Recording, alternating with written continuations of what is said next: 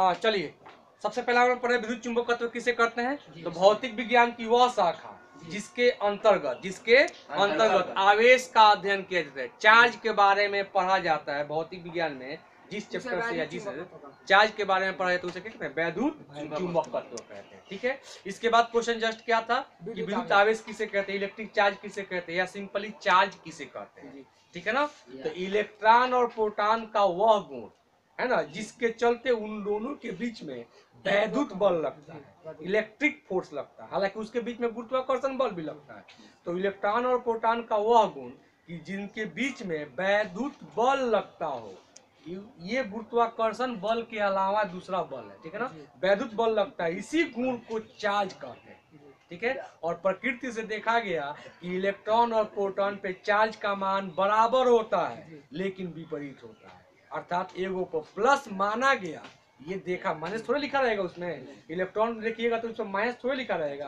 अब हाथ में कहाँ माइनस लिखा है, आप लिखिएगा तो माइनस लिखा रहेगा। तो अलग अलग होता है चार्ज का नेचर, इसलिए एक को माइनस मान लिया गया, एक को प्लस। इलेक्ट्रॉन के आवेश को माइनस मान लिया गया, प्रोटॉन के आवेश को प्लस मान लिया गया। दोनों का मान क्या होता है, बराबर होता है। कितना होता है चार्ज, 1.6 गुना 10 के पावर माइनस 19 कूलम। फिर से सुनिए, 1.6 गुना 10 के पावर माइनस 19 कूलम। अब सवाल आता है तो इलेक्ट्रॉन का आवेश कितना होता है। तो इलेक्ट्रॉन को माइनस माना गया है, इसलिए इलेक्ट्रॉन का आवेश बराबर इलेक्ट्रॉन पे चार्ज माइनस 1.6 गुना 10 के पावर माइनस 19 कूलम। जबकि प्रोटॉन का आवेश उतना ही होगा, प्लस में प्लस 1.6 गुना 10 के पावर माइनस 19 कूलम। न्यूट्रॉन पे कोई चार्ज नहीं होता है, जीरो माना जाता है। ठीक है ना। इसके बाद तो इलेक्ट्रॉन का मास, वजन, इलेक्ट्रॉन का मास कितना माना गया है बताइए, इलेक्ट्रॉन का मास कितना माना गया है। तो इलेक्ट्रॉन का मास आपका जो माना गया है 9.1 गुना 10 के पावर माइनस 31 kg। ठीक है ना। चलिए हाँ, सॉल्व करने के लिए थे, चेक कर दे, रुक जाइए। इसके बाद बताएं हम कि mass of proton, mass of proton कितना होता है बताइए, 10 के पावर, हाँ आए सुनिए, मास ऑफ प्रोटॉन, प्रोटॉन का मास कितना होता है 1.6 गुना 10 के पावर माइनस 27 kg। ठीक है, इलेक्ट्रॉन का वजन कितना होता है, इलेक्ट्रॉन का वजन, mass of electron 9.1 × 10 to the power minus 31 kg। ठीक है, चार्ज ऑफ प्रोटॉन, प्रोटॉन का चार्ज कितना होता है, प्रोटॉन का चार्ज इलेक्ट्रॉन का चार्ज बराबर होता है 1.6 गुना 10 के पावर माइनस 19 कूलम। इलेक्ट्रॉन का चार्ज माइनस 1.6 गुना 10 के पावर माइनस 19 कूलम, याद रहेगा। न्यूट्रॉन का चार्ज 0। ठीक है, इसके बाद हम आपको बताए हुए हैं मूल आवेश, है ना, मूल आवेश हो गया। इसके बाद कुछ क्वेश्चन दिए हुए थे ना जी, चलिए क्वेश्चन दिए हुए थे, क्वेश्चन बनवा दे रहे हैं अभी तुरंत। इसके पहले थोड़ा सा कुछ रिवीजन करा दे रहे हैं। कोई चीज किसी पर रगड़ने पे आवेशित हो जाता है, पता है ना। आवेशित, आवेशित मतलब क्या होता है, उसमें से या तो इलेक्ट्रॉन उसमें चला जाता होगा या उसमें से कुछ इसमें लेन देन कहीं भी होगा तो आवेशित हो जाएगा। जो देगा वो धनात्मक आवेश, और जो लेगा वो, जिस तरह से कोई लेता है कर्ज तो कर्जदार हो जाता है, उसका चिन्ह माइनस हो जाता है, और कोई देगा तो समझिए धनदार हो जाता है, धन देने वाला उसका चिन्ह प्लस, है ना। तो कोई किसी पे रगड़ते हैं तो बहुत सारे चीजें जो आवेशित हो जाते हैं। तो 3-4 को एग्जांपल ये पूछता है एग्जाम में, है ना। तो पहला है कि जब कांच की छड़ को रेशम से रगड़ने पर, ठीक है, रगड़ा जाता है तो रेशम में कौन सा आवेश आता है और छड़ पे कौन सा आवेश आता है। कांच का छड़, छड़ किसका होना चाहिए, कांच का, ये कांच का छड़ मानते हैं, कांच लेते हैं। और रेशम पर, किस पर, रेशम पर रगड़ दिए इस तरह से, तो रेशम पर रगड़िएगा तो इसमें भी आवेश आ जाएगा, इसमें कौन सा आवेश आएगा, ये जांच से पाया गया है। तो कांच के छड़ को रेशम से रगड़ने पर रेशम में ऋण आवेश आता है, माइनस आवेश आता है, जबकि छड़ पर धन आवेश आता है। और कितना आता है, जितना उसमें ऋण आवेश उतना इस पर धन आवेश। अरे 10 गो इलेक्ट्रॉन दिया तो उस पर 10 गो ऋण हुआ तो इस पर कितना हुआ, 10 गो प्लस हुआ, बराबर होता है। अगला, एबोनाइट के छड़ को, ठीक है, शेर या बिल्ली के खाल से रगड़ने पर, है ना, छड़ पर ऋण आवेश तथा खाल पर धन आवेश। एबोनाइट का छड़, एबोनाइट पदार्थ होता है, उसको बिल्ली के शरीर पे से रगड़ दीजिएगा खाल पे, तो दोनों आवेशित हो जाएगा। ठीक है ना। तो छड़ पे कौन सा आवेश आता है, ऋण आवेश, ये आपको याद रखना है, कल पूछेंगे भी कि छड़ पे, एबोनाइट के छड़ पे कौन सा आवेश आता है, ऋण आवेश, और बिल्ली के खाल में कौन सा आवेश आता है, धन आवेश। ठीक है, इसके बाद अगला आता है, दो वस्तुओं के घर्षण के कारण उन पर उत्पन्न आवेश की फॉर्मूला क्या होता है, दो वस्तुओं को घर्षण करते हैं तो उनमें उत्पन्न आवेश कितना होता है, n इंटू ई, जहाँ पे n क्या है, आवेश की संख्या है ना, और e क्या है, e का मान होता है आपका 1.6 गुने 10 के पावर माइनस 19 कूलम, और ये n क्या है, आवेश की संख्या, इलेक्ट्रॉन या प्रोटॉन की संख्या। ठीक है ना। तो कल एक क्वेश्चन बताए हुए थे, क्या क्वेश्चन नंबर 1 था कि यदि किसी वस्तु से, किसी पिंड से कितना इलेक्ट्रॉन, बताइए, क्वेश्चन दिए थे ना कॉपी पे, 20 करोड़। किससे, यदि किसी पिंड से 20 करोड़ इलेक्ट्रॉन क्या हो रहा है, लिया जा रहा है कि दिया जा रहा है, लिया जा रहा है। यदि किसी पिंड में 20 करोड़ इलेक्ट्रॉन निकलते हो बाहर निकल रहा है, तो वह पिंड पे, तो ये संख्या कितना हो गया, 20 करोड़। कितना हो गया, 20 करोड़। 20 करोड़ को चेंज कीजिएगा तो 20 रन जी, करोड़ के लिए कितना जीरो होता है, 7 जीरो। करोड़ पे कितना जीरो होता है, 7। 20 गुने है ना हुआ, ठीक है, 20 करोड़। एक काम करते हैं, इसको ऐसे भी चेंज करते हैं, ये 2 रहने देते हैं, यहाँ पे 10 लिख देते हैं, ये 7 है, ये एक और जीरो बढ़ जाएगा, इस पे तो हो जाएगा 8। इतना ना हुआ, ये n का मान हो गया कितना, 20 गुणे 10 के पावर। इसके बाद क्या आवेश लिया जा रहा है कि दिया जा रहा है ना, तो चूंकि इसके मान रुकिए, ई बराबर कितना होता है, 1.6 गुने 10 के पावर माइनस 19 कूलम।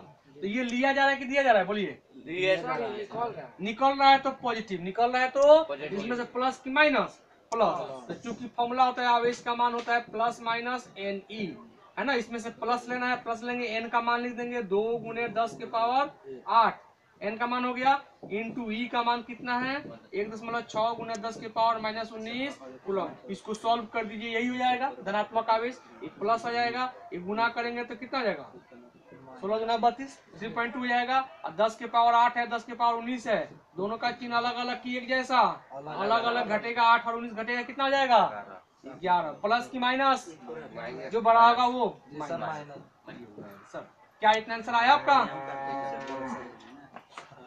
आया है ना। कल सॉल्व किए क्वेश्चन, आप लोग क्वेश्चन सॉल्व किए हैं कल, नहीं सर, गलती हो जा रहा है, गलती हो जा रहा है। कल ये क्वेश्चन दिए तो सॉल्व किए हुए थे आप लोग, सॉल्व हम कर देंगे, अब तब करिएगा, आज तो आज देंगे, मतलब समझ में आ गया हम बना। हाँ। चलिए अब अगला क्वेश्चन चालू करते हैं, आप लोग इस तरह से बना कर ले आइएगा। वैद्युत आवेश के मूल गुण क्या क्या है, कल आप यहाँ तक याद करके आइएगा। अगला क्वेश्चन है, ये मेन क्वेश्चन है, यहाँ से पूछता है, इसमें से एक क्वेश्चन हर साल रिपीट 1-2 बार में करता ही रहता है, 1-2 साल के अंतर देखकर रिपीट करते रहता है। 3 गो गुण है, 3 गो मेन गुण है, मेन गुण में से एक गुण क्वांटाइजेशन जो है वो पूछता है, अभी डिस्कस करने वाले जा रहे हैं, ठीक है ना, क्वांटाइजेशन क्या है। तो अगला क्वेश्चन है कि वैद्युत आवेश के मूल गुण क्या है, इस क्वेश्चन को आप सोल्व कर लीजिए, ठीक है ना, आप इसको प्रिंट कर लीजिए, इसी आधार पे जो बाकी क्वेश्चन है वो बना करके आप ले आइए। पहले इसको प्रिंट कर लीजिए, क्वेश्चन नंबर 1 था, ठीक है ना, ये फॉर्मूला हो गया। ये वैद्युत आवेश के मूल गुण क्या क्या है लिखिए, है ना। तो वैद्युत आवेश के 3 गो मूल गुण, तो कई गो है, आवेश मतलब आपको बताए थे, आवेश शब्द जैसे भी आएगा तो आवेश का मतलब आपके दो ही दिमाग में, इलेक्ट्रॉन चाहे प्रोटॉन। विद्युत शब्द जब भी आएगा आपके दिमाग में 2 ही बात आना चाहिए, इलेक्ट्रॉन चाहे प्रोटॉन। चार्ज आएगा तो इलेक्ट्रॉन चाहे प्रोटॉन, ये सबका मतलब आपके दिमाग में ही आना चाहिए। तो इलेक्ट्रॉन या प्रोटॉन या आवेश का मूल गुण क्या क्या ये बताना है। तो वैसे गुण तो कई है, लेकिन हमारे सिलेबस में 3 गुण के बारे में पढ़ना है। तो वैद्युत आवेश के मुख्यतः मूल 3 गुण होते हैं, लिखे हुए हैं, ठीक है ना, डैश देगा पहला नंबर, ठीक है। वैद्युत आवेश के योगात्मक गुण, योगात्मक गुण, योगात्मक बना है योग से, योग माने होता है योगफल, ठीक है ना।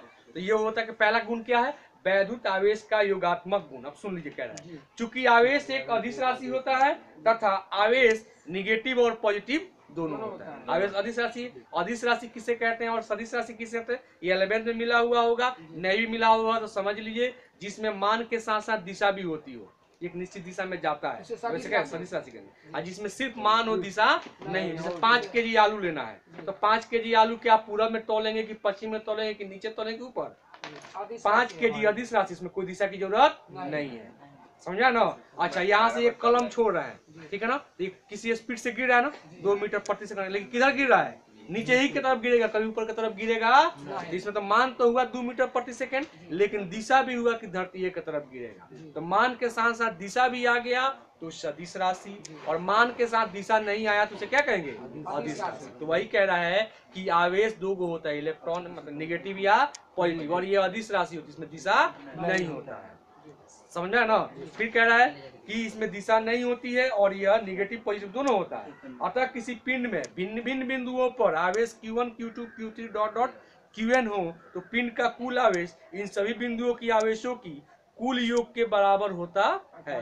अर्थात पिंड का कुल आवेश बराबर plus minus Q1 plus minus Q2। ठीक है, यहाँ पे समझा दे रहे हैं, थोड़ा सा ये वैज्ञानिक लैंग्वेज में है, घबराना नहीं, आप ध्यान से सुनिए। फॉर्मूला लिखे हुए हैं, पिंड का कुल आवेश, ये फॉर्मूला टाइप का हुआ, बराबर क्या होता है? प्लस चाहे माइनस Q1 प्लस माइनस चाहे Q2 plus minus Q3 dot dot dot plus minus Qn, है ना? इसका मतलब क्या हुआ? एक काम करते हैं हम, इलेक्ट्रॉन माइक्रोस्कोप लेते हैं, इतने इसके ढक्कन को तोड़ लेते हैं, इतना बड़ा है ना, इतना हमने तोड़ा, इसमें हमने देखा कि इलेक्ट्रॉन कहाँ कहाँ पे है। आवेश की बात करते हैं, ठीक है ना? तो यहाँ पे यहाँ पे देख रहे हैं कि 10,000 इलेक्ट्रॉन है। कितने इलेक्ट्रॉन है? 10,000, ऐसे मान लेते हैं। ये कोई पिंड है, यहाँ पे एक जगह इलेक्ट्रॉन है, यहाँ पे है, यहाँ पे आवेश है, यहाँ पे आवेश है, यहाँ पे आवेश है, ठीक है ना? यहाँ पे मान लेते हैं कि आवेश जो है ना, कितना है? -10 है। कितना है? -10 है। इस बिंदु को ए मान लेते हैं, ठीक है ना? चलिए, यहाँ पे आवेश जो है, इस बिंदु को पी मान लेते हैं। यहाँ पे आवेश मान लेते हैं 12 है, ठीक है ना? +12 है। यहाँ पे आवेश की संख्या कितनी है? मान लेते हैं 20 है। यहाँ पे आवेश की संख्या कितना है? -32 है। यहाँ पे आवेश कितना है? 1 है, ठीक है ना? तो अगर ये पूछा जाए कि ये वो वस्तु है, इसमें अगर अलग अलग जगह पर अलग अलग आवेशों की संख्या है, इस वस्तु में कुल मिला के कितना आवेश है? आप ऐसे समझिए कि आप एक आदमी है, पॉकेट कितना है? 5 गो है। एगो पॉकेट में 20 रुपया है, एगो पॉकेट में 5 रुपया का कर्जा का पर्ची है, एगो पॉकेट में 10 रुपया का सिक्का है, एगो पॉकेट में 100 रुपया कर्जे का पर्ची है ना? तो कुल मिला के आपके पास कितना रुपया हुआ? तो आप ऐसे सोचेंगे, अच्छा एक पॉकेट में हमारे पास कितना था? 20 रुपया था, प्लस 20। एक जगह हमारे पास 5 रुपया का कर्जा है, एक जगह हमारे पास कितना है? 30 रुपया है, एक जगह हमारे पास कितना है? 30 रुपया है, मतलब +30। एक जगह हमारे पास 100 रुपया कर्ज है। तो कुल मिला के आपके पास पैसा कितना हुआ? जोड़ देंगे, प्लस प्लस को जोड़ देंगे, 30 20 50, और माइनस माइनस को अलग जोड़ देंगे तो कितना? 105। ये दोनों घटेगा तो कितना जाएगा? -55 होगा। तो आपके पास पैसा है कि कर्जदार है? आप कर्जदार है। आपके पास 55 रुपया कर्ज है। इस पूरे बॉडी में कुल मिला के कैंसर कितना है? -55। इसका उसी तरह से इसका भी कुल मिला के हम आवेश निकालें तो सबको क्या करना पड़ेगा? जोड़ना पड़ेगा, चाहे घटाना पड़ेगा। इस पिंड पे, इस पिंड को मान लेते हैं X, इस पिंड X का कुल आवेश कैसे निकालेंगे? कुल आवेश बराबर, सबको जोड़ेंगे। यहाँ पे कितना है? -10 में जोड़ देंगे, यहाँ पे कितना है? +12 में जोड़ देंगे, यहाँ पे कितना है? +20 में जोड़ देंगे, यहाँ पे कितना है? -32 में जोड़ देंगे, यहाँ पे कितना है? 1। समझा ना? ब्रैकेट खोलिए, -10 प्लस प्लस प्लस 12 होगा, प्लस प्लस प्लस 20, अब प्लस माइनस -32, अब +1। कुल मिला के कितना होगा आंसर बताइए? तो प्लस वाला एक जगह 20 को 12 का 32 हो, 32 को 1 33। अब देखते हैं ये -10 और -32 -42, ये घटेगा तो कितना हो जाएगा बताइए? तो 9 है ना? 9 होगा, नहीं होगा, माइनस की प्लस, तो इस पे कुल आवेश जो हुआ -9 कह सकते हैं। तो योगात्मक गुण का मतलब क्या हुआ? किसी पिंड में, या पिंड में ना होता वस्तु, किसी पिंड में भिन्न भिन्न बिंदुओं पर आवेशों की संख्या अलग अलग हो तो सभी का योगफल को मिलाकर उस वस्तु का या पिंड का आवेश कहेंगे। इसे योगात्मक गुण कहते हैं। योगात्मक वही उसका फार्मूला दिया है। हाँ, यही इसका फार्मूला है। माने हम Q1 ऐसे करके लिख सकते हैं। हाँ, जिसका आप मान भरे। हाँ, इसको Q1 बराबर मान लेते हैं, इसको Q2 बराबर मान लेते हैं, इसको Q3 बराबर मान लेते हैं, इसको Q4 मान लेते हैं, इसको Q5 मान लेते हैं। ठीक है, ठीक है जी। क्या ये समझ में आया? योगात्मक गुण क्या है? आवेश का योगात्मक गुण क्या है? तो लिखेंगे सबसे पहला बात, क्योंकि आवेश एक अदिश राशि होती है तथा आवेश 2 प्रकार का होता है, एक निगेटिव और एक पॉजिटिव। किसी वस्तु में है ना भिन्न भिन्न बिंदुओं पर भिन्न भिन्न आवेशों की संख्या हो सकती है। लेकिन उस पूरे बॉडी पे कुल आवेशों की संख्या ज्ञात करने के लिए सभी आवेशों को क्या कर देंगे, जोड़ देंगे, चिन्ह सहित जोड़ेंगे। जो लास्ट में मान आएगा उसी मान को योगात्मक गुण कहेंगे। क्या मेरी बात समझ आ रही है? कोई आदमी कमाता है, कहीं घर पे 10,000 रख दिया, किसी बैंक में रख दिया 20,000, किसी को कर्जा दे दिया 10,000, क्या पोस्ट ऑफिस में जमा कर दिया 5,000 रुपया, तो उसकी संपत्ति क्या 5,000 रुपया हुई? नहीं सर, तो उसकी संपत्ति सब न जोड़ा जाएगा। अब कहीं से 50,000 रुपया कर्जा भी लिया हुआ है तो सब गुना भाग माइनस प्लस करके देखेंगे ना कि उसके पास कुल संपत्ति कितनी है, कर्जदार है या कि उसके पास पैसा बचा हुआ है, तो वही ना उसकी नेट संपत्ति होगी। कि एक जगह का देख कर वो एक जगह से मान ली 1 करोड़ रुपया जमा किया हुआ है, ठीक है, 1 लाख रुपया जमा किया है, अब बाकी कर्जा लिया है 50 जगह से 50 लाख, तो कहेंगे उसके पास 1 लाख रुपया है, 49 लाख तो कर्जा ही है। क्या मेरी बात समझ रही है? तो योगात्मक गुण किसे कहेंगे, बताइए बताइए आप, योगात्मक गुण किसे कहेंगे? ऐसे सोचिए, कहिएगा क्या, किसी वस्तु में भिन्न भिन्न बिंदुओं पर, यानी भिन्न भिन्न अलग अलग जगहों पर अलग अलग आवेशों की संख्या हो सकती है। उस सभी आवेशों को जोड़ने के बाद जो मान प्राप्त होगा वही मान उस वस्तु का, है ना, योगात्मक गुण कहते हैं। वही मान उस वस्तु का आवेश होगा जो योगात्मक गुण से प्राप्त होता है। समझे ना? जैसे ये वस्तु दिया हो तो कोई पूछे इस पे कितना चार्ज है बताइए, तो क्या इसको देख कर बताएंगे 12 चार्ज है, इसको देख -32 है? नहीं, इस सबको जोड़ने घटाने के बाद कितना मान आया, तो कहेंगे कि ओ इस पे -9, 9 गो माइनस है, कौ गो माइनस है, 9 गो माइनस चार्ज है, मतलब माइनस। इसी को तो योगात्मक गुण कहते हैं। क्या ये समझ में आया? रटिएगा तो बस रटते रहिएगा, भुला जाइएगा, ठीक है। चलिए रंजीत बताइए, योगात्मक गुण किसे कहेंगे? योगात्मक बोले ना, हाँ, जो समझे वो बोलिए, हम जो बताए वो मत बोलिए, जो समझे वो बोलिए। कौन बताएगा? आप बताइएगा क्या आवेश का योगात्मक गुण किसे कहेंगे? बोलिए। किसी वस्तु के भिन्न भिन्न जगहों पर हाँ सब मतलब उसे फिर जोड़ेंगे और हाँ। घटाने के बाद जोड़ देंगे, हाँ। पॉजिटिव और और नेगेटिव, जो आएगा मान। पॉजिटिव मान हाँ। उसे लिख देंगे। वही मान उसका आवेश कहलाएगा, उस वस्तु का आवेश कहलाएगा, नेट आवेश, कुल आवेश, ठीक है ना। इसी गुण को क्या बोलते हैं? योगात्मक। योगात्मक है ना? फिर से बोलेंगे, किसी वस्तु में अलग अलग जगह पर अलग अलग आवेश हो सकते हैं, कि नहीं हो सकते? इकट्ठा नहीं हो सकता है। यहाँ पे 10 गो, यहाँ पे -20 गो, यहाँ पे ना अलग अलग बिंदु पे अलग अलग आवेश हो सकते हैं। सबको जोड़ने घटाने के बाद जो मान प्राप्त होगा वही आवेश, वही मान उस वस्तु का नेट आवेश कहलाएगा, ठीक है ना। इसी को योगात्मक गुण कहते हैं। क्या समझ में आया? बताइए आप, जल्दी बताइए।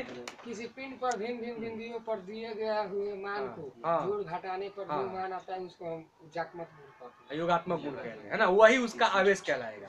तो योग घटाव नहीं कहेंगे, योग घटाव मैथ के भाषा में योग घटाव, वो तो अपने भाषा में हो गया ना, उसको कहेंगे बीज गणितीय योग। क्या कहेंगे? बीज गणित मतलब जोड़ना, घटाना, गुना करना, भाग करना, ये सब होता है, ये मैथ का लैंग्वेज है। तो भिन्न भिन्न वस्तुओं पर भिन्न भिन्न आवेश हो सकते हैं, उस सभी का बीज गणितीय योग ही उस वस्तु का आवेश कहलाता है। बीज गणितीय कहने का मतलब सब आ जाएगा, जोड़ना, घटाना, गुना, भाग, सारा कैलकुलेशन। क्या मेरी बात समझ आ रही है? पहला गुण क्या था? योगात्मक, ठीक है। चलिए जोड़ने या घटाने पर एक वस्तु यहाँ पे आपको बताना है, एक वस्तु क्या है? ए है, ये ठीक है। इसके पास 10 गो आवेश है, ठीक है, 10 गुलाम है, 10 की आवेश कितना है इसकी? 9 ठीक है। एक वस्तु बी है, इसमें से इसने क्या किया? 5 क्यू ले लिया, ठीक है। एक वस्तु सी है, ठीक है, इसने इसमें से क्या कर दिया? 12 गुलाम आवेश दे दिया। दे दिया। तो ए पर नेट आवेश कितना बचा? कुल कितना हुआ आवेश इसका? ए पर बताना है। 3 बोलिए लिया आप, समझिए कि आप आदमी हैं, ये इधर से ले रहा है, इधर दे रहा है, इसके पास कितना बचा? -3 -3 +3 क्या? बताइए, तेजी बताइए, -3 कैसे पता चला? रंजीत बताइए। 12 में सर पहले इसको पहले इसके पास कितना था? 10 10 था। हल कैसे करेंगे? पहले 10 था, ठीक है, लिया तो कर्ज लिया तो क्या हुआ इस पे? कर्ज मैंने माइनस लिया, तो कितना लिया इसमें से? 5 लिया, ये हुआ, ठीक है। इसके बाद दिया तो क्या हुआ? प्लस कितना? 12 है, 12 है ना, हुआ। चलिए आगे देखते हैं, तो यहाँ पे कितना हो जाएगा इसके पास? प्लस जोड़ दिया मैंने। ये जोड़ देंगे ना, ये कितना हो जाएगा यहाँ पे? 12 और 22 22 जी सर 22 है ना।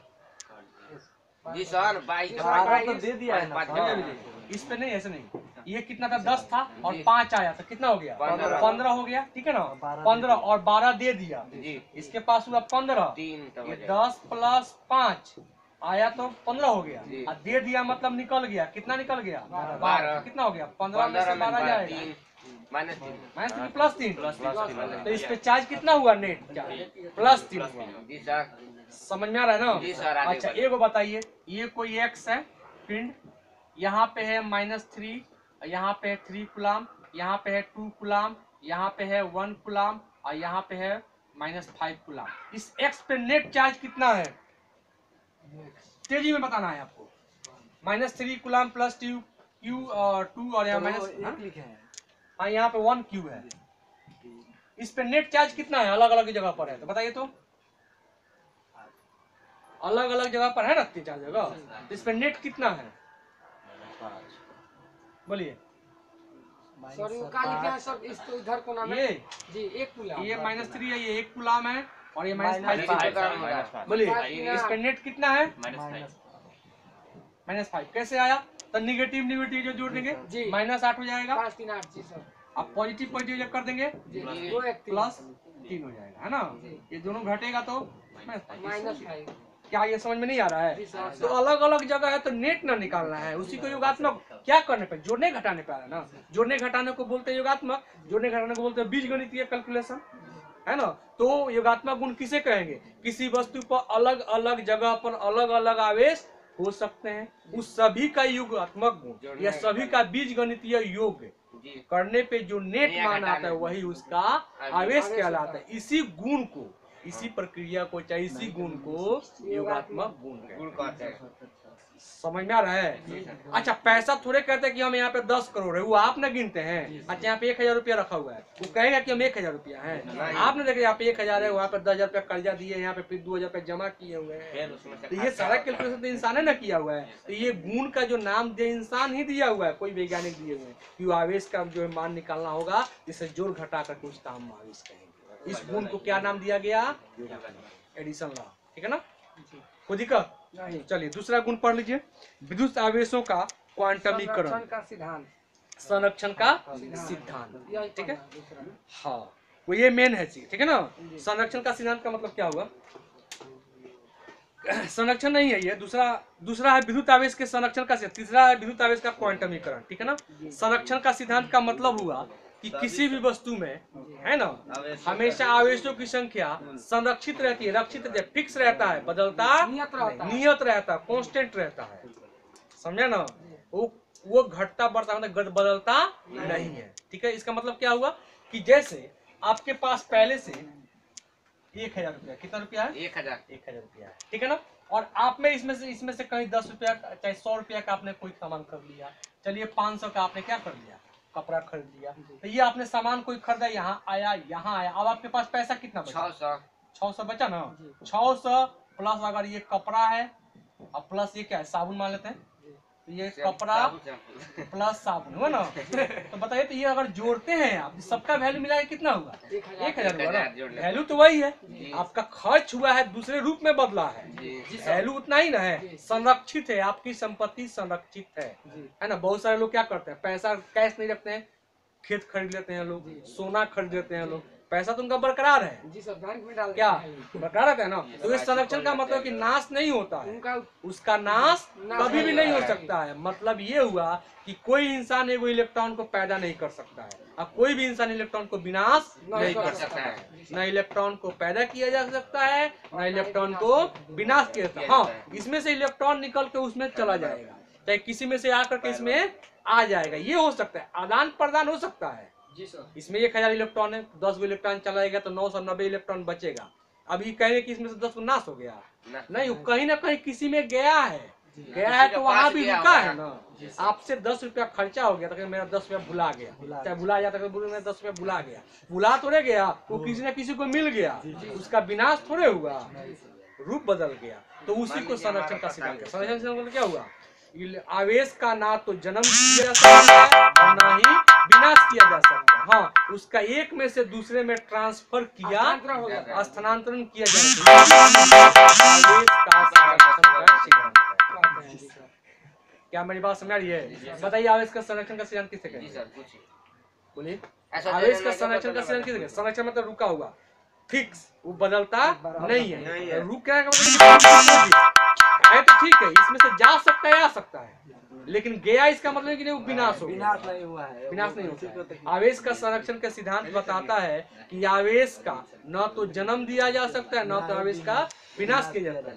एक वस्तु में से दूसरे वस्तु में आवेश का स्थानांतरण भले ही हो सकता है। तो जितना गया हुआ, जितना बचा वो दोनों को जोड़ेंगे तो पहले वाला मान प्राप्त हो जाएगा। आपके पास 1000 रुपया था, 300 रुपया खर्च किए, फिर दोनों को जोड़िए तो 1000 हो गया। कहाँ विनाश हुआ? उसी को बोलते हैं संरक्षण का सिद्धांत। क्या समझ में आ रहा है? किसे कहेंगे संरक्षण का सिद्धांत? बोलिए।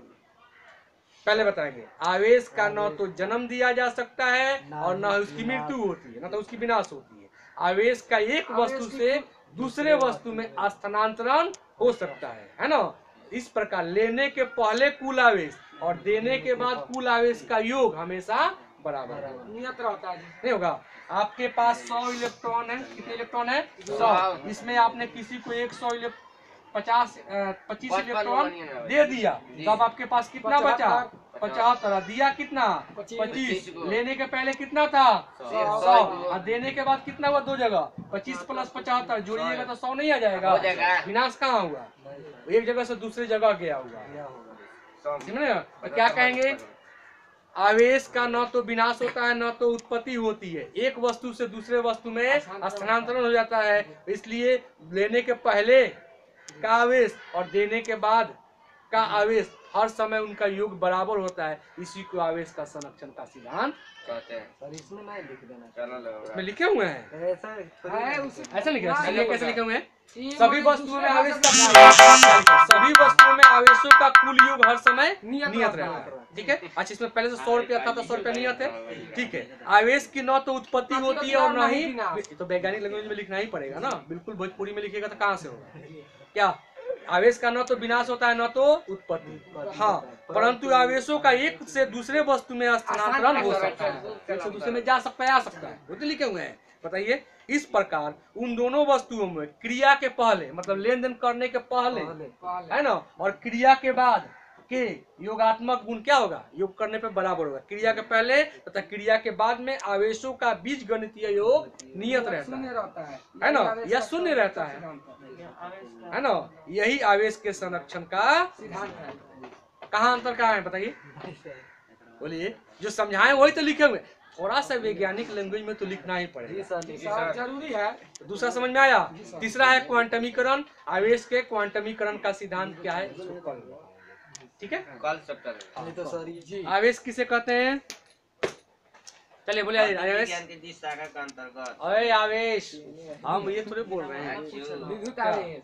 विद्युत चुंबकत्व तो नहीं पूछ रहे हैं। आवेश, विद्युत आवेश, चार्ज, इलेक्ट्रिक चार्ज किसे कहते हैं? बोलिए।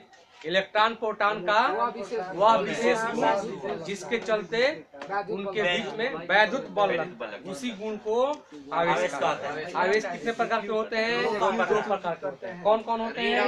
ऋण आवेश और धन आवेश। आवेश का मान कितना होता है? 3 पॉइंट 1.6 गुने 10 की पावर -19 कूलम। और इलेक्ट्रॉन पर आवेश कितना होता है?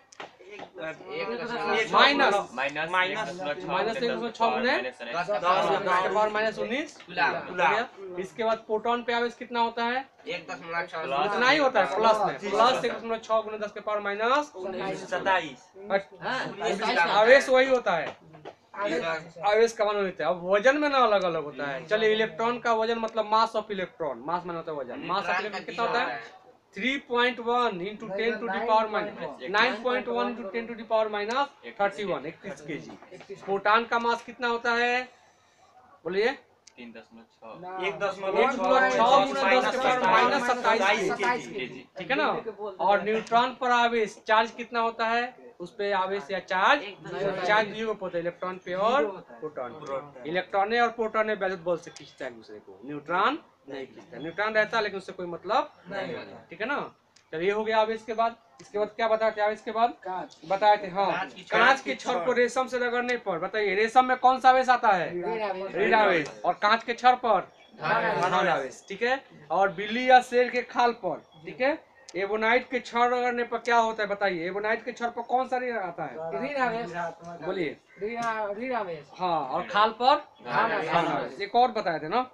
चलिए, दो वस्तुओं को एक दूसरे के रगड़ने पर उन पे आवेश स्थानांतरण होता है, इसमें से आवेश उसमें चला जाता है, चाहे उसमें से आवेश इसमें चला जाता है। तो कुल आवेश कितना गया वो निकालने के लिए फॉर्मूला होता है Q बराबर Q बराबर प्लस चाहे माइनस NE। यहाँ पे N क्या है? यहाँ पे N क्या है? N है आवेशों की संख्या, I क्या है? इलेक्ट्रॉन का आवेश, ठीक है। 1.6 × 10 के पावर माइनस 19। अगर कोई ग्रहण करेगा, आवेश लेगा, तो कौन सा आवेशित होगा? ऋण आवेशित की धन आवेशित? ऋण आवेशित। और कोई चार्ज या आवेश देगा तो धन आवेशित, उसका चिन्ह प्लस लेंगे, ठीक है। चलिए, इसके बाद हम लोग पढ़ाए थे क्या?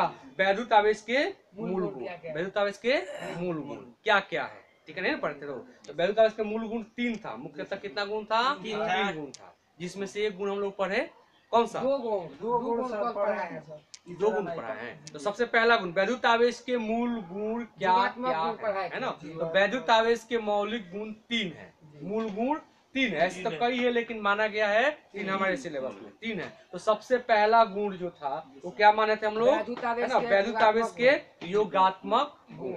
योगात्मक गुण का कहने का मतलब है ना कि किसी वस्तु में भिन्न भिन्न जगहों पर अलग अलग आवेश हो, उस सभी का योगफल करने के बाद जो प्राप्त मान होगा वही उस वस्तु का आवेश कहलाता है। सभी को बीजगणित से जोड़ करने जोड़ देंगे घटा देंगे, ठीक है। ये इसे योगात्मक गुण कहते हैं, वैद्युत आवेश का योगात्मक गुण। दूसरा गुण क्या है वैद्युत आवेश का? बोलिए। संरक्षण का, है ना। वैद्युत आवेश के संरक्षण का सिद्धांत, ठीक है, या गुण। संरक्षण का सिद्धांत क्या है कि आवेश का न तो विनाश किया जा सकता है और न तो उत्पत्ति किया जा सकता है, ठीक है। आवेश हर समय फिक्स रहता है, हाँ, भले ही वो एक वस्तु से दूसरे वस्तु में जा सकता है, चाहे वहां से आ सकता है, ठीक है। इस प्रकार जाने आने के पहले कुल आवेश या जाने आने के बाद कुल आवेश का मान हर समय क्या रहेगा? फिक्स रहेगा। यही है संरक्षण। नियत रहता है, फिक्स रहता है, संरक्षित तो विनाश नहीं होता है, खाली बदल जाता है, ठीक है ना। मतलब यहाँ से 10 इलेक्ट्रॉन गया तो इसमें 10 कमी हुआ, और जो 10 गया उसको इसमें जोड़ देंगे तो फिर बराबर हो जाएगा, शून्य नहीं हो जाएगा। तो वही कहता है कि संरक्षण का सिद्धांत क्या है। तो संरक्षण का सिद्धांत यह है कि हर समय किसी वस्तु में आवेश की संख्या या मान संरक्षित रहता है। आवेश ना तो हम अलग से पैदा कर सकते हैं, ना अलग से कोई विनाश कर सकते हैं। हाँ, उसमें से कुछ निकाल सकते हैं, चाहे कहीं से बाहर से लाकर उसमें डाल सकते हैं। रगड़ने पर ये हाथ रगड़ रहे हैं ना, ये तो इसमें क्या आवेश कुछ हो सकता है, इसमें चला गया होगा, इसमें का आवेश कुछ हो सकता है, इसमें चला गया होगा, है ना। भले चला गया है लेकिन विनाश थोड़े हुआ है। जाने का मतलब ये नहीं कि विनाश हो, लेकिन उसका संपत्ति नाश हो गया। संपत्ति का नाश कहाँ हुआ? वो ट्रांसफर हो गया किसी दूसरे के वाला। कोई माने किसी पास कुछ संपत्ति बर्बाद हो जाता है तो लोग कहते सारा संपत्ति का नाश हो गया। संपत्ति का नाश थोड़े हुआ, उसके लिए खत्म हो गया। वो किसी न किसी के पास गया होगा ना, 1 करोड़ रुपया होगा, खर्चा कर दिया होगा, तो किसी दुकानदार के पास, किसी दोस्त के पास, किसी के पास चला गया होगा। नाश कहाँ हुआ? उसके पास से हट गया, ये ना होता है। तो विनाश नहीं होता है, मतलब हम आवेश का नाश नहीं कर सकते हैं, ठीक है। तीसरा मेन नियम है, कौन सा नियम है? तीसरा मेन नियम है विद्युत आवेश का क्वांटमीकरण क्या है। क्वांटमीकरण क्या है, ठीक है। चलते हैं, इसको पहले आंसर देख लीजिए। क्वांटाइजेशन कहते हैं, क्वांटाइजेशन ऑफ इलेक्ट्रिक चार्ज। कह रहा है किसी भी वस्तु में आवेशों की संख्या पूर्णांक में होती है, कभी भी भिन्न में या दशमलव में नहीं होती है। किसी भी वस्तु में आवेशों की संख्या पूरी होती है, पूरा होता है। आधा, अधूरा, दशमलव में, सवा में, 1.5 में ये नहीं होता है, पूरा होता है। जैसे कोई कहे कि इस क्लास में कितने लड़के हैं, चाहे वहाँ पे फील्ड में कितने लड़के खेल रहे हैं, तो कोई कहेगा 10 लड़के खेल रहे हैं, कोई कहेगा कि 10.5 लड़के खेल रहे हैं, 10.25 लड़के खेल रहे हैं, 11.25 लड़के खेल रहे हैं। संख्या पूरी होती है। वैसे ही किसी वस्तु में अगर स्पेन में आवेश 1 करोड़ है तो 1 करोड़ है, 1 करोड़ पॉइंट है ना, 1 करोड़ 1.5 नहीं हो सकता है, मतलब दशमलव में नहीं हो सकता है। संख्या पूरी होती है। जैसे कोई कहे कि 1.5 इलेक्ट्रॉन हो ही नहीं सकता। इलेक्ट्रॉन पूरी होती नहीं, वो होगा 2 होगा, 5 होगा, 10 होगा, 1.5 इलेक्ट्रॉन कहाँ होता है? जिस तरह से 1.5 लड़का, कोई कहे कि 1.5 लड़का इधर आइए, 1.5 लड़का कहाँ होता है? 2 लड़का हो सकता है, 1 लड़का हो सकता है, एक भी लड़का नहीं हो सकता है, 0 हो सकता है, ठीक है ना, 1 हो सकता है, 2 हो सकता है, 3 हो सकता है, ये सब इलेक्ट्रॉन हो सकता है ना, चाहे -1 हो सकता है। इलेक्ट्रॉन आ गया तो -1 हो गया, माइनस भी हो सकता है, माइनस भी हो सकता है, माइनस भी हो सकता है, प्लस भी हो सकता है, प्लस भी हो सकता है, प्लस भी हो सकता है। मतलब इसमें से इलेक्ट्रॉन निकल गया तो धनात्मक हुआ ना, 10 को चला गया तो +10, और 10 को कहीं से आ गया तो -10। पूरी संख्या में आएगा कि 10.5 को इलेक्ट्रॉन आएगा, आएगा तो माइनस, जाएगा तो प्लस है ना, प्लस इन होता है। तो इलेक्ट्रॉन की संख्या पूरी पूरी होती है, आवेश की संख्या धनात्मक हो जाएगा ना, है ना। चलिए तुम दे दिए तो हम क्या बोल रहे थे कि इलेक्ट्रॉन की संख्या पूरी पूरी पूर्णांक में होती है, दशमलव में या भिन्न में नहीं होती। अब ये कोई कहे कि ये इतना इलेक्ट्रॉन कितना 5/2, ये कभी भी संभव 5/2 का मतलब कितना हुआ? 2.5, समझा ना, ये नहीं हो सकता। दे सकता है बुलियाने के लिए। बुलियाने के लिए पूछता है हाँ। इलेक्ट्रॉन के आवेश के क्वांटमीकरण का सिद्धांत क्या है, या क्वांटाइजेशन क्या है, या क्वांटमीकरण से आप क्या समझते हैं। क्वांटमीकरण एक शब्द है, उसका मतलब होता है पूरी पूरी संख्या। तो लिखेंगे क्या, इसका आंसर होगा किसी भी वस्तु में आवेश की संख्या पूरी पूरी होती है, पूर्णांक में होती है, वो कभी भी दशमलव में या बटा में नहीं होता है, ठीक है ना। इस तरह लिख देंगे। बस यही लिखना ही हो तो लिखा परिभाषा में आपको दिए, देखिए असाइनमेंट में वही ना है, क्या है, किसी भी वस्तु में आवेशों की संख्या पूर्णांक में होती है, यह कभी भी भिन्न में या दशमलव में नहीं हो सकती है, समझा ना। ये हुआ आवेश का क्वांटमीकरण। कोई दिक्कत? नहीं सर। ठीक है, नोट में लिखा है आवेश हाँ। की सबसे छोटी इकाई है। हाँ, आवेश में सबसे छोटी इकाई, आवेश का सबसे छोटा इलेक्ट्रॉन होता है, उसे इलेक्ट्रॉन से छोटा हो ही नहीं। अब इलेक्ट्रॉन से छोटा आधा इलेक्ट्रॉन में कोई कहेगा, आधा इलेक्ट्रॉन, तो आपको मालूम है कि इलेक्ट्रॉन आधा हो ही नहीं सकते, 1 हो सकता है, 2 हो सकता है, ये आधा संभव है। तो सबसे छोटा आवेश क्या होता है? Electron, 1 electron. इससे छोटा इलेक्ट्रॉन नहीं हो सकता। इससे छोटा हो ही नहीं सकता, दशमलव में हो ही नहीं सकता है। 0.5 इलेक्ट्रॉन कोई कहे तो आधा ना होगा, आधा तो होता ही नहीं है क्या। तो सबसे छोटा आवेश क्या होता है? इलेक्ट्रॉन। ठीक है, इसके बाद नोट में लिखवाएं अगला, आवेश आवेश चाल से स्वतंत्र होता है। सबके पास चाल होती है, कोई वस्तु चलती है चाल होती है ना, आवेश में चाल नहीं हुआ, मतलब अपने नियत चाल करो, उसमें अलग से चाल देने की जरूरत नहीं है। आवेश क्या होता है? चार्ज जो होता है घूमते रहता है, इसके अंदर अगर एटम है उसमें क्या करता है? चक्कर लगाते रहता है ना, वो अपने नियत चाल से चलता है, उसको अलग से चाल देने की जरूरत नहीं है। फिर इसमें इलेक्ट्रॉन कहाँ चल रहा है, तो ये तो फिक्स है, अगर चल रहा होता तो निकल जाता, ठीक है ना।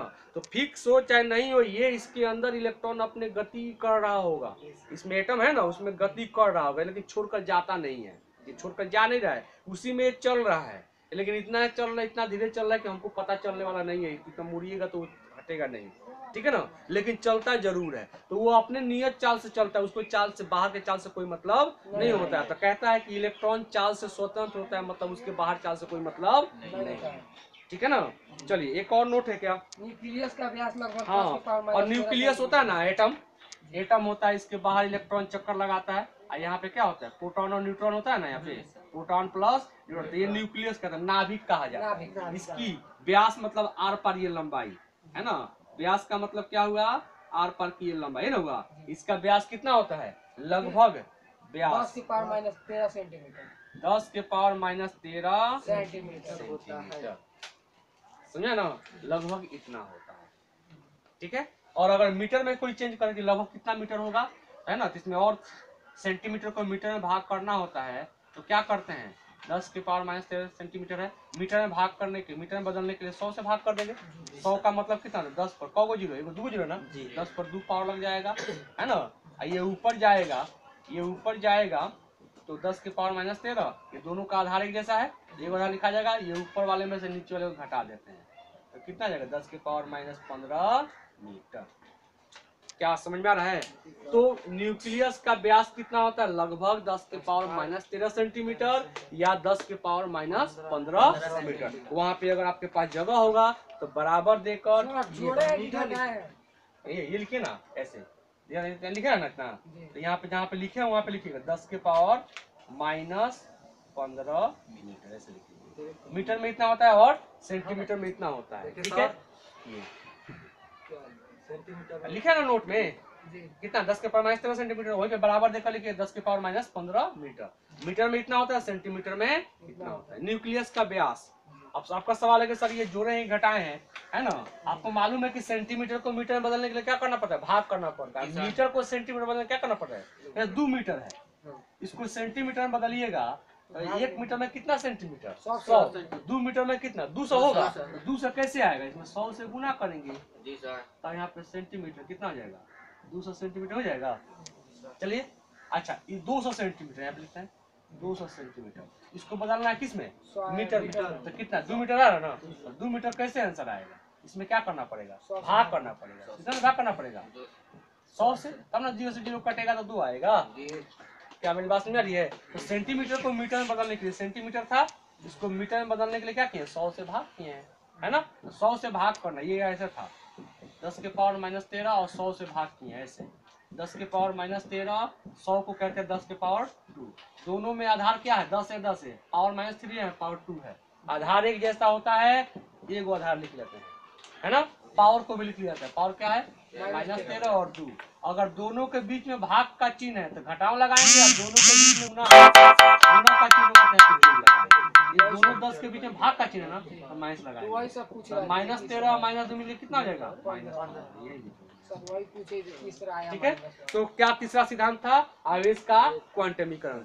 आवेश का 3 गो मौलिक गुण है, कौन है? पहला आवेश का योगात्मक गुण, दूसरा आवेश का संरक्षण का सिद्धांत, तीसरा आवेश का क्वांटमीकरण। संरक्षण का सिद्धांत, क्वांटमीकरण का सिद्धांत और योगात्मक गुण। भिन्न भिन्न एक वस्तु में भिन्न भिन्न जगह पर अलग अलग आवेश हो सकते हैं, सबका कुल योगफल उसका योगात्मक गुण है ना, उसका आवेश चार्ज कहलाएगा। ठीक है। अच्छा, संरक्षण का आवेश का ना तो नाश ना तो उत्पत्ति किया जा सकता है ना, और उसका स्थानांतरण हो सकता है। ठीक है। क्रिया का पहले कुल आवेश, क्रिया के बाद कुल आवेश बराबर रहता है, नियत रहता है, इसको आवेश का संरक्षण सिद्धांत कहते हैं। तीसरा क्वांटमीकरण। क्वांटमीकरण किसे कहेंगे? आवेश हर समय किसी भी वस्तु में पूरी संख्या में होती है, पूर्णांक में होती है, कभी भी दशमलव में या बटा में नहीं होती। यही 3 गो सिद्धांत है। ठीक है। चलिए अगला क्वेश्चन, विद्युत बल रेखा सबसे इंपॉर्टेंट चीज है। इससे पिछले साल क्वेश्चन पूछा था, विद्युत बल रेखा का एक ड्रॉ करना है आपको स्ट्रक्चर, विद्युत बल रेखा। ठीक है। इसमें कोई एक बनाना है। हाँ सर इसमें फिगर भी बनाना है। हाँ। यही तो दिक्कत है। चलिए हम क्या बता रहे थे? वैद्युत बल रेखाएं। ठीक है। वैद्युत बल रेखाएं क्या है? एक चीज आप ध्यान रखिएगा, 2 गो एक जैसा आवेश आएगा, जैसे इलेक्ट्रॉन आ गया, एक और इलेक्ट्रॉन आ गया, इसका कौन सा आवेश होता है? माइनस की प्लस? माइनस। 2 गो इलेक्ट्रॉन पास पास में आएंगे, 2 इलेक्ट्रॉन पास पास में आएंगे, तो उस दोनों में खिंचाव होगा कि धक्का होगा? खिंचाव होगा कि धक्का होगा? धक्का होगा। एक जैसा समान आवेश में धक्का होता है ना, और अलग अलग आवेश में क्या होता है ना, खिंचाव होता है। माइनस प्लस में सर हाँ, खिंचाव होगा। ठीक है। एक बराबर होगा तब। हाँ ठीक है ना। तो समान आवेश में क्या होता है? देखिए, समान आवेश में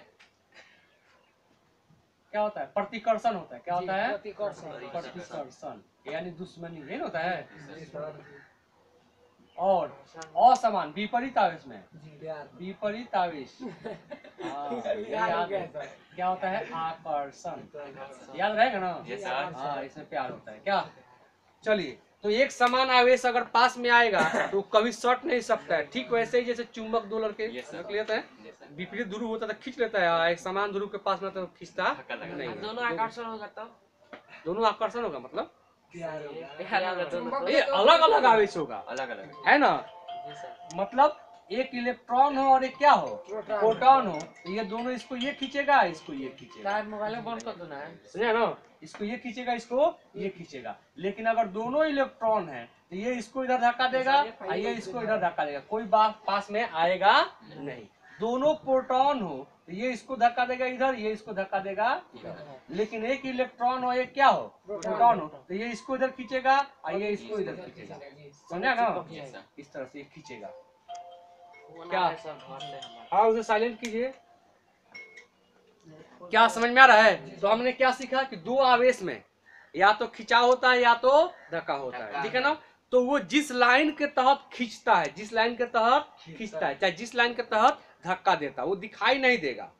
वो दिखाई नहीं देगा। जैसे आप ये समझिए यहाँ पे फैन चला दें और खूब तेज फैन चला दें तो आपको क्या करेगा, पीछे की तरफ धकेलेगा कि नहीं चलेगा। तो जिस लाइन के तहत वो फैन आपको धक्का दे रहा है वो लाइन दिखाई तो देगा नहीं, लेकिन महसूस करेंगे हाँ इधर गिर रहे हैं, इधर जा रहे हैं। तो उस लाइन को काल्पनिक लाइन कहते हैं। काल्पनिक मैंने मन महसूस कर रहे हैं, वो दिखाई नहीं दे रहा है, उसी लाइन को वैद्युत बल रेखाएं कहेंगे। वैद्युत बल मैंने आपको बताया थे, वैद्युत बल मतलब दोनों आवेश के बीच में लगने वाला बल। दोनों आवेश मतलब इलेक्ट्रॉन चाहे प्रोटॉन के बीच में जो बल लगता है उसको वैद्युत बल है ना। वैद्युत बल जिस लाइन के तहत लगता है, ठीक है ना, उस लाइन को क्या कहते हैं, विद्युत बल रेखाएं कहते हैं।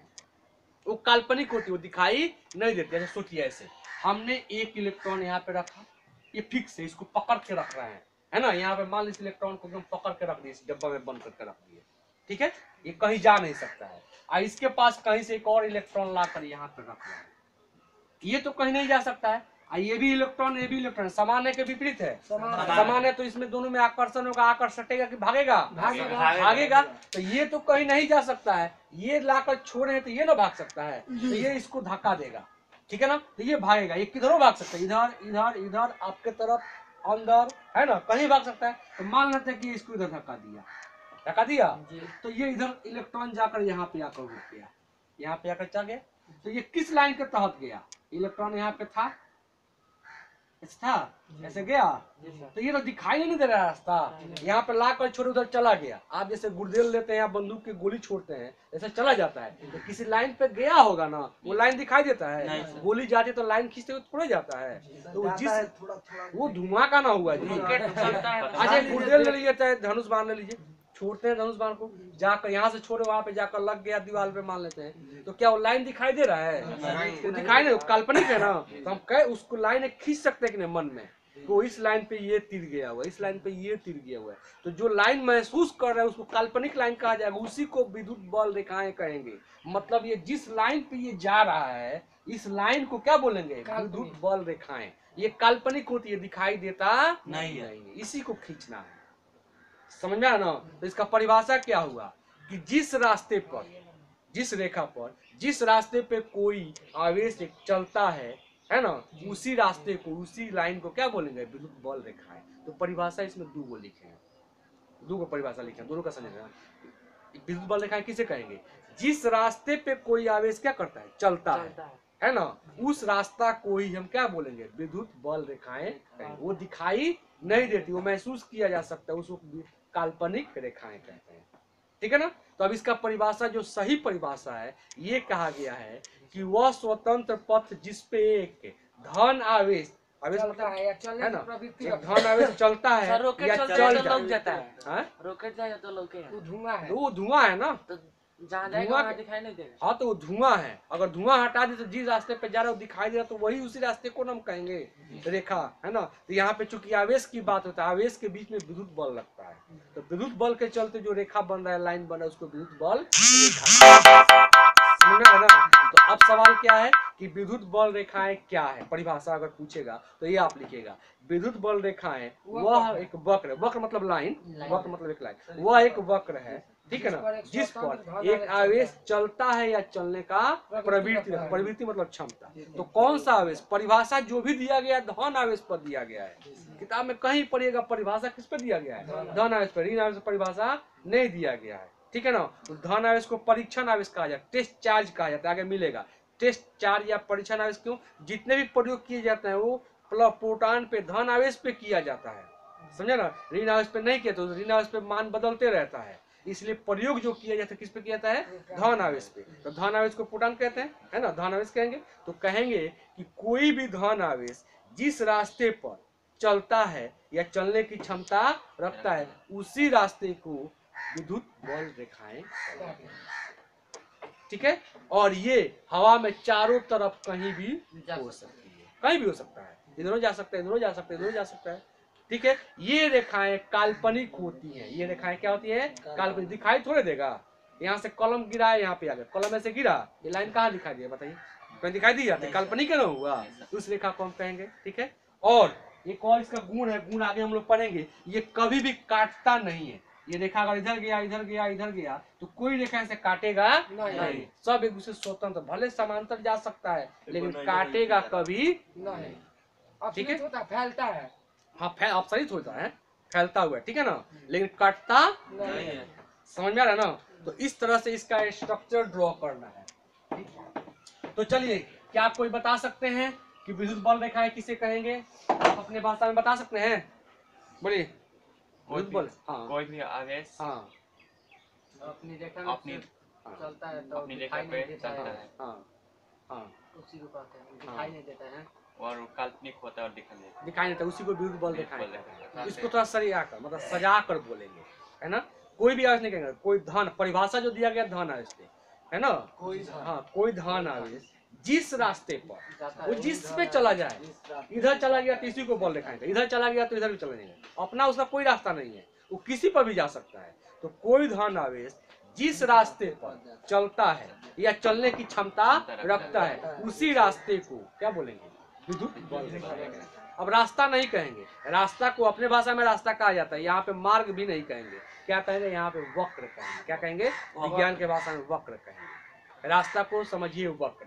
अब क्या परिभाषा होगा? कोई धन आवेश जिस वक्र पर चलता है या चलने की क्षमता रखता है, उसे विद्युत बल रेखाएं कहते हैं। इलेक्ट्रिक लाइन ऑफ फोर्स कहेंगे, ठीक है ना। क्या मेरी बात समझ आई? क्या क्लियर हुआ? यह रेखा काल्पनिक होती है, ठीक है, और ये कोई भी दो विद्युत बल रेखा एक दूसरे को काटती नहीं है, ठीक है। चलिए आगे ड्रॉ करते हैं। एक नंबर एग्जाम्पल धन आवेश लेते हैं, ठीक है ना। तो ये और इसको धक्का दिया जाए तो इधर भी जा सकता है, इधर से धक्का देंगे इधर जा सकता है, इधर से धक्का देंगे इधर जा सकता है, इधर जा सकता है, इधर जा सकता है, इधर जा सकता है, इधर जा सकता है, आपके तरफ भी आ सकता है। तो यहाँ भी हम लाइन ऐसे खींच दे रहे हैं, तो यहाँ पे कितना संभव है? 2D में, 3D में, फिर अंदर भी तो जा सकता है। क्या ये धन आवेश कहीं भी जा सकता है? ऋण आवेश की बात करें तो ये इधर जा सकता है, इधर जा सकता है, इधर जा सकता है, इधर जा सकता है, कहीं भी जा सकता है कि नहीं? क्या मेरी बात समझ में आ रही है? ऐसा ही आगे पीछे जा सकता है, हाँ कहीं भी जा सकता है। इधर खींचे मतलब इधर भी जा सकता है, आपके तरफ भी जा सकता है, अंदर भी जा सकता है, कहीं भी तो खींच सकता अरे है ना। महसूस हो रहा है काल्पनिक किया जा रहा है। क्या ये कल्पना की बात है? अब इसमें हजारों लाइन है, मेरे को 2 3 4 5 5 नहीं है, यहाँ से भी जा सकता है, यहाँ से भी जा सकता है, यहाँ हजारों करोड़ नहीं हो सकते हैं, है ना। लेकिन कोई भी लाइन किसी को काटेगा नहीं, समझना ना। अगर यहाँ से चलेगा इसका रास्ता अगर इधर जाए तो इधर ही होगा, इधर नहीं होगा, ठीक है ना। चलिए इस तरह से हुआ। अब इसको मिलाना होगा। हमें क्या करना है? एक रेखा हम लेते हैं प्लस और एक लेते हैं माइनस। यही ध्यान से आपको समझना है। आपको मालूम है कि इससे चारों तरफ लाइन निकलता है, इससे चारों तरफ इस तरह से निकलता है, इस तरह से, और इससे भी इससे चारों तरफ निकलता है, ठीक है ना। ये दोनों आवेश क्या है? विपरीत है कि एक जैसा है? बताइए। विपरीत है। विपरीत है तो आकर्षण होगा कि प्रतिकर्षण? ये दोनों खींचेगा कि दूर दूर जाएगा? खींचेगा ना, खींचेगा। तो मतलब ये इसको इधर खींचेगा, इसको प्यार बढ़ेगा सर। हाँ प्यार बढ़ेगा। इसको इधर खींचेगा, खींचेगा। चलिए ये इसको इधर खींच रहा है, ये इसको इधर खींच रहा है, यहाँ से भी ऐसे जाएगा, ये इसको खींचेगा, ये इसको खींचेगा, यहाँ से भी ऐसे जाएगा, ये इसको खींचेगा, ये इसको टक्के में जुट जाए। यहाँ भी इसको जाएगा, है ना। सर उसको और बढ़ाइए, बढ़ाते जाइए। तो बड़ा और कीजिए ना, और थोड़ा बड़ा। कहा नहीं खेलो जब का सर इस सब को जानते हैं, वही याद हो गया, यही याद, दूसरा यादें नहीं रहा है। पूरा कौशल हाँ हाँ वही याद है। अच्छा किसी तरह से भी याद कीजिए। क्या मोबाइल में तो बहुत कुछ देखते हैं, कहाँ मना करने जाते हैं। क्या आप इसको याद कीजिए भाषा बोल करके। सर बन जाएगा। अच्छा क्या समझ में आ रहा है? और इसमें हम लोग बॉल देखा सर सेम यही है। ठीक है सर। चलिए ठीक है। अब सवाल ये है कि ये दूसरे को खींच रहा है ना, ये खींच रहा है तो किससे निकलते हुए होता है?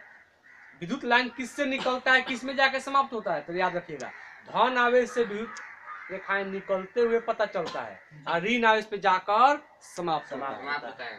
समझा ना? धन आवेश से निकलते हुए दिखाई देंगे और ऋण आवेश पे जाकर समाप्त होते हुए दिखाई देंगे। तो यहाँ पे ये धन आवेश ये है, ये यहाँ से निकलते हुए दिखाई देगा इससे, और जाकर कहाँ पे समाप्त हो रहा है? ये होना चाहिए। समझ में आ रहा है मेरी बात? धन आवेश से निकलेगा और ऋण आवेश पे, धन आवेश पे निकल रहा है, धन आवेश से निकल रहा है, निकल रहा है, निकल रहा है, निकल रहा है। समझ में रहे। और ऋण आवेश देखिए तो ये ऋण आवेश में समाप्त होगा ना, ये कहीं से आ रहा है ना, जी सर। तो यहाँ से ऋण आवेश से जाएगा, कहीं से आएगा, आएगा। कहीं से आता है आवेश पर, ऋण पर आता है, समझ में आ रहा है। जी सर। प्लस पर जाएगा, याद रहे। प्लस से निकलेगा जी सर। और माइनस पे कोई ग्रहण करता है तब ना ऋण आवेश होता है, ग्रहण कर देता रहा है, है क्या बनाने का? चित्र देगा, चित्र पिछले बार चित्र दिया था सवाल में, जी सर बोले चित्र देगा है ना, कि एक आवेश यहाँ पे, एक आवेश यहाँ पे, इसका है क्या करते हैं, बोल देखा है खींची, ठीक है ना, देख खींचा हुआ था। तो आपको कैसे पता चला कि ये ऋण आवेश पे मतलब ये आते हुए दिखाए, आता है तो माइनस होता है ना, तो माइनस निगेटिव होगा कि कहीं से आ रहा है चार्ज आवेश आ रहा है, और निकलता है तो धनात्मक होता है ना, तो धनात्मक से निकलते हुए दिखाई देगा। तो चित्र नंबर 1 ये हो गया। क्या मेरी बात समझ आ रही है? अब कोई कहेगा सर यहाँ पे प्लस रखे हैं माइनस रखे हैं, अगर यहाँ पे प्लस रख दे माइनस रख दे तो वही होगा, यहाँ प्लस होगा माइनस होगा, तो प्लस से निकलते हुए खाली तीर बदल जाएगा। जी सर, ये इस पर खिंच जाएगा वो। हाँ बस, तो चित्र नंबर 1 हुआ। चलिए ये हुआ चित्र नंबर 2। चित्र नंबर 2 अब आपको पढ़ना है, ठीक है ना, 2 है ये, जो भी हो। 1 नंबर ये था, जी क्या? सर 2 नंबर ये, 3 3 नंबर। नंबर बताइए। चलिए 2 नंबर 3 नंबर 3 तीन नंबर नंबर। क्या बताना है, 2 को समान आवेश लेंगे, कैसा लेंगे, एक समान आवेश, मतलब ये भी प्लस ले लेते हैं और ये भी प्लस ले लेते हैं, ठीक है ना। तो ये दोनों समान आवेश में आकर्षण की प्रतिकर्षण प्रतिकर्षण भागेगा, मतलब यहाँ से तो ठीक है, लाइन निकलेगा, यहाँ से लाइन निकलेगा, लेकिन दोनों लाइन सटेगा कभी नहीं। नहीं सटेगा, तो ये क्या होगा, भाग जाएगा, ऐसे भाग जाएगा, ये कटेगा कोई नहीं। अभी कुछ देर पहले बताया ना, ये कटेगा कोई नहीं, से भाग जाएगा, यहाँ से आएगा ऐसे घूम जाएगा, यहाँ से आएगा, ये दोनों आने का प्रयास कर रहा है, लेकिन धनात्मक है तो कभी सटेगा नहीं। इससे पता चला कि वो विरोध कर रहा है, ये इसको विरोध कर रहा है, ये इसको विरोध कर रहा है, ऐसे हो जाएगा, सटेगा नहीं। नहीं सटा है। क्या समझ में आ रहा है मेरी बात, बोलिए। जी सर। हाँ देखिए, तो धनात्मक आवेश से जो लाइन निकला है, निकलते हुए कि लाइन इसमें आते हुए, निकलते धनात्मक से निकलते हुए दिखाएंगे, समझ में आ रहा है। अच्छा वो मान लेते हैं ऋणात्मक है तो वो भी सेम है, तो वो भी ये निकलेगा। धनात्मक है, निकलते हुए कि आते हुए, आते हुए।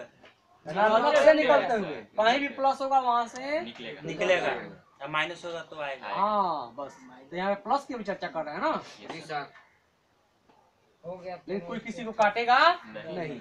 तो ये 2 अगर समान आवेश है, बीच में एक ऐसा जगह मिलेगा जहाँ से कोई लाइन नहीं गुजर रहा है, तो खाली है ना, इस जगह को रिक्त स्थान कहेंगे, शून्य को बिंदु कहेंगे, इसको P से लिखते हैं, है ना, अंध बिंदु, रिक्त स्थान, वॉइड, है ना, ये P बिंदु है। इस बिंदु को बोलते हैं कि 2 समान आवेश के बीच में एक ऐसा बिंदु होता है जहाँ से कोई लाइन नहीं निकलती है, ठीक है ना। चलिए आगे बढ़ते हैं। खत्म। खत्म। बल देखा गुण धर्म बोलना। अब रुक जाइए, अब एक और है ना जी, हाँ, 2 को माइनस लेते हैं, जी। 2 को माइनस, क्या ये 2 को माइनस, इससे लाइन निकालिए, तो इससे ये लाइन आएगा, रुक जाइए, इससे ये लाइन आएगा, इससे ये लाइन आएगा, क्या दोनों समान है तो आएगा, सटेगा, समान है तो सटेगा नहीं, यहाँ से क्या हो जाएगा, ये घूम जाएगा। घूम जाएगा। सर वहाँ पे बनाए है ना, तो वही नहीं होगा प्लस के लिए बनाया ना, सर ये वही बात होगा, समझ गया। सर आगे कहाँ समझ गया, समझ गया, सब बताते हैं। अब मैंने सर के अब बताइए, ये ऋण आवेश है तो यहाँ से जो लाइन निकल रहा है वो आते हुए कि जाते आते हुए, हुए। आते हुए दिखाएंगे, समझ में आ रहा जी है, सर। ये कहीं से आ रहा है, इसमें अंदर की जाते हुए, और इसमें आते हुए। आते हुए, इसमें बताइए, आते हुए। इसमें सर भी दोनों आते में हुए, जाते हुए लिखे हैं। इसमें प्लस से जाते हुए, माइनस से आते हुए। सर तो सूरज ठीक को है। जा रही थी, इसमें जाते हुए नहीं सर ऊपर वाला हम बोल रहे ये हैं। निकल रहा है ना, दोनों और इसमें आते यहाँ भी एगो आधे बिंदु होगा, एगो न्यूट्रल पॉइंट होगा, उदासीन बिंदु होगा, है ना, जहाँ से कोई लाइन नहीं गुजरेगा। तो चित्र नंबर ये 1 था, ये 2 हो गया, ये हो गया आपका 3 और ये हो गया 4। क्या मेरी बात समझ में आ रही है? जी सर। तो ये हो गया विद्युत बल रेखाएं, आपको खींचने आना चाहिए, तो सवाल में ऐसे नहीं देगा, आ जाएगा। आसान है। हाँ, लाइन ये आसान है ना। तो अब एगो सवाल देना है, वो आपको सीखना है। क्या सवाल है? क्या ये सभी को समझ में आया? ये सब चलिए आपको ये बताना है, तू घर पे बना कर लाना है, तो सवाल आपको हम दे रहे हैं, ठीक है। ये कोई कलाकारी नहीं है ना, ये कोई बड़ी कलाकारी नहीं है। लेकिन यहाँ पे वहाँ रुक पर जाइए। सारा कल यहाँ पे इलेक्ट्रॉन है, परीक्षा देने रुक जाइए, यहाँ पे प्रोटॉन है, जी। ठीक है, यहाँ भी तो इलेक्ट्रॉन पता है। चलेगा। चलते हैं, इसको खींचना है, कैसे होगा? इसको खींचना है, कैसे होगा बताइए? रुक जाइए, सबसे पहले इसकी चर्चा कर लेते हैं। अब तब इसकी चर्चा करते हैं, क्या इसकी चर्चा करते हैं। थोड़ा बड़ा बड़ा लिखते हैं, थोड़ा दूर दूर लिखते हैं, तब साफ साफ होगा ना। ठीक है, ये दोनों समान की विपरीत, इसमें दोनों पास में आएगा कि दूर दूर भागेगा? दोनों पास में आएगा। विपरीत का पास में आएगा, मतलब इसमें से ये आ जाएगा, इसमें आ जाएगा, इसमें आएगा ना। चलिए इसमें आएगा, ये दोनों बताइए। नहीं आएगा, नहीं आएगा, मतलब यहाँ से जाएगा ऐसे मुड़ जाएगा, यहाँ से आएगा ऐसे मुड़ जाएगा, क्या? अच्छा, इस दोनों की चर्चा करते हैं। ये दोनों में आएगा, यहाँ से ऐसे आ सकता है, ना।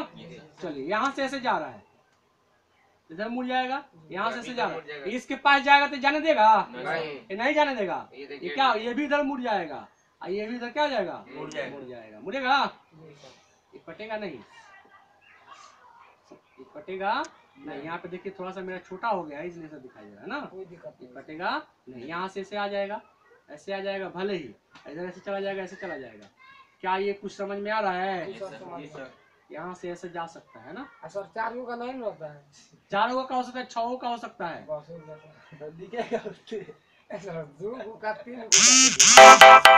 बताइए इससे, यहाँ पे पहले यहाँ से निकलते हुए दिखाई देगा ना, जो भी लिखा होगा यहाँ से निकलते हुए दिखाइए।